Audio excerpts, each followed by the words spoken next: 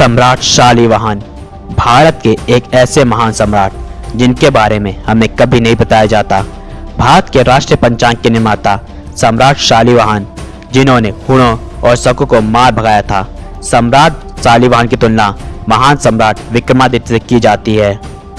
आज हम उन्हीं महान सम्राट के बारे में बताएंगे और साथ में प्रमाण भी देंगे जो स्वयं विदेशी इतिहासकारों द्वारा प्रमाणित है। शालिवाहन का जन्म 48 से 58 ईसा के मध्य मालवा की राजधानी अम्बावती में राजा देवभक्त के घर परमार राजपूत वंश में हुआ था। शालिवाहन महान सम्राट विक्रमादित्य के पौत्र थे। जब शालिवाहन किशोरावस्था में थे उस समय शकों का आतंक पुनः बढ़ गया। अपना पुराना प्रतिशोध लेने के लिए उन्होंने मालवा पर आक्रमण किया, परंतु महाराज देवभक्त ने उन्हें पराजित किया। शकों ने छल से देवभक्त के सामंतों को अपनी ओर कर पुनः आक्रमण किया। विश्वास पात्रों की सहायता से वे अपने परिवार के साथ मालवा से निकल गए और एक कुम्हार के यहाँ शरण ली। शालिवाहन का पालन पोषण वही होने लगा। देवभक्त ने शालिवाहन को वेद, पुराण, शास्त्र, शस्त्र, युद्ध कला, तलवारबाजी, तीरंदाजी में पारंगत किया। युवावस्था होने पर शालिवाहन ने पुनः परमारों की सत्ता स्थापित व भारत को शकों से मुक्त करने का प्रण लेकर सेना का निर्माण करने लगे। अपने दादा विक्रमादित्य को आदर्श मान शालिवाहन भी उनसे सीख ले अपनी सेना में हर धर्म, हर वंश, हर जाति के लोगों को शामिल किया। शालिवाहन ने अपनी सेना लेकर मालवा पर आक्रमण किया और शक राजा को मौत के घाट उतार दिया। कली वर्ष 3179 अर्थात 157 विक्रम संवत 78 ईस्वी को शालिवाहन को परमार वंश के नवे राजा घोषित कर उनका राज्याभिषेक कर दिया गया। शालिवाहन ने संपूर्ण शकों का विनाश करते हुए भारत से शकों का खदेड़ दिया और भारत के सम्राट बन गए। शालिवाहन को विक्रमादित्य की भांति शकारिक उपाधि दी गई। शकों पर जीत की याद में शालिवाहन ने प्रजा का कर्ज उतार शक संबंध की शुरुआत की, जो आज भारत का राष्ट्रीय पंचांग है। शालिवाहन ने अपने राज्य का विस्तार करते हुए चीनी सम्राट जहांग हैन, जो एक क्रूर राजा था, उसका राज्य तातर भूभाग पर था, जिसमें वर्तमान के रूस, उज्बेकिस्तान, किर्गिस्तान, बुल्गारिया, रोमानिया 18 अन्य देश शामिल थे।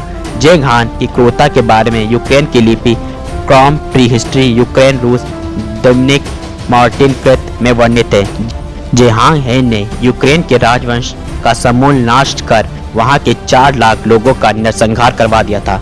जेहांग हैन ने अपने दुष्ट कदम भारत में रखने का दुस्साहस किया था। सम्राट शालिवाहन ने उस पर आक्रमण कर उसके पापों की उसे सजा दी। जेहांग हैन युद्ध में पराजित किया और उसके राज्य पर अधिकार जमा लिया। चीन से लेकर तातर तक के क्षेत्र पर परमार वंश का ध्वज लहरा दिया। सम्राट शालिवाहन ने रोम की जनता को भी मुक्ति दिलाई थी।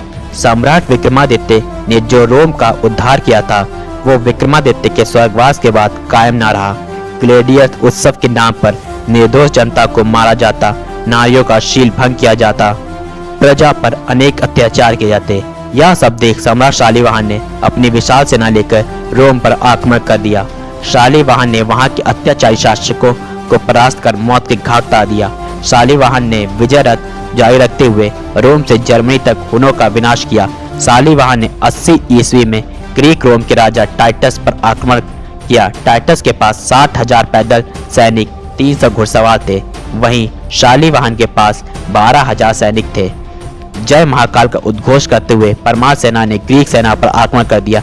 घमासान युद्ध के बाद रोम ग्रीक सेना पराजित हुई। रोम साम्राज्य का 52% हिस्सा सम्राट शालिवाहन ने हिंदू राज्य में सम्मिलित कर दिया। इस युद्ध का वर्णन Cassius dio Roman history LXV 15 में किया गया है।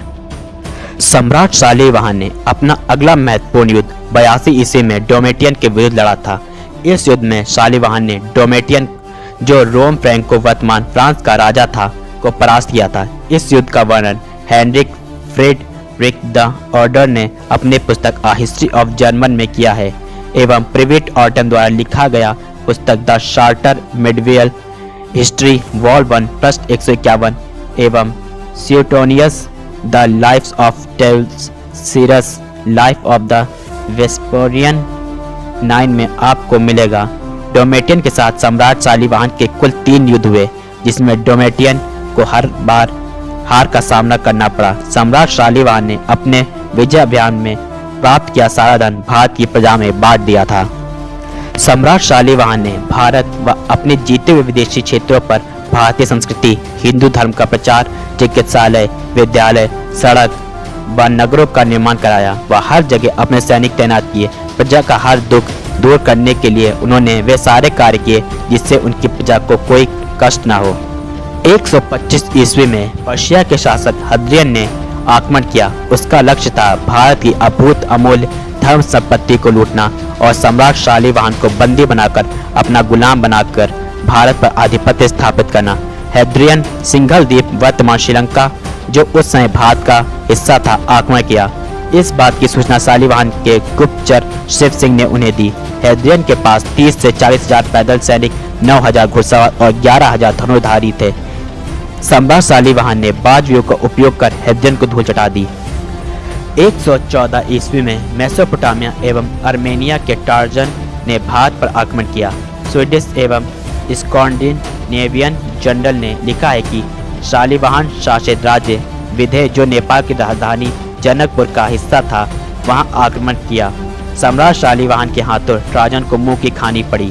शालिवाहन के 15,000 सैनिकों ने ट्राजन को परास्त कर स्कैंडिनेवियन पर सनातन धर्म की स्थापना की। शालिवाहन ने मेसोपोटामिया का 3/4 भाग अपने अधीन कर लिया।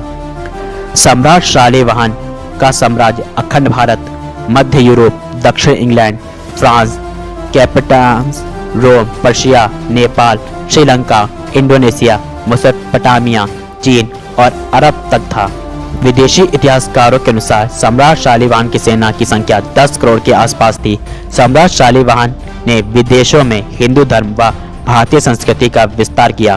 प्रसिद्ध इतिहासकार V.A. स्मिथ ने लिखा है कि भारतीय सभ्यता को आक्रांताओं से रक्षा करने वाले 2 क्षत्रिय सम्राटों ने अवतार लिया। सम्राट विक्रमादित्य परमार और सम्राट शालिवाहन परमार का कोई सानी नहीं था। सम्राट शालिवाहन ने 60 वर्ष शासन किया। 138 ईस्वी विक्रम संवत 195 शक संवत 60 में सम्राट शालिवाहन का स्वर्गवास हो गया। सम्राट शालिवाहन महान देशभक्त, हिंदू धर्म रक्षक, प्रजापालक, वीर पराक्रमी योद्धा थे। परमार वंश के तीसरे सबसे शक्तिशाली सम्राट थे। पर अफसोस हम भारतीयों को गुलामी की दास्तां पढ़ाई जाती है पर भारत के महान सम्राटों की कहानी नहीं। सम्राट शालिवाहन को संवत को तो अपना लिया गया पर शालिवाहन को नकार दिया गया। उनके अस्तित्व पर सवाल खड़ा कर दिया गया। शालिवाहन को विक्रमादित्य का हत्यारा कहा गया जबकि शालिवाहन का जन्म विक्रमादित्य के स्वर्गवास के बाद हुआ था। कुछ मूर्ख इतिहासकारों ने उन्हें शक राजा लिखा जबकि शालिवाहन शकों के काल थे। धन्यवाद देना चाहिए उन विदेशी इतिहासकारों का जिन्होंने शालिवाहन को स्वीकारा, उनकी जीत को स्वीकारा और उनके अस्तित्व को स्वीकारा और शालिवाहन परमार के प्रमाणों को दुनिया के सामने रखा। सम्राट शालिवाहन का शकों, गुणों और भारत के दुश्मनों पर ऐसा भय बना कि शालिवाहन के 200 वर्ष बाद तक किसी ने भारत की ओर आंख नहीं उठाई। संवत प्रवर्तक सकारी सम्राट शालिवाहन परमार को कोटि कोटि नमन।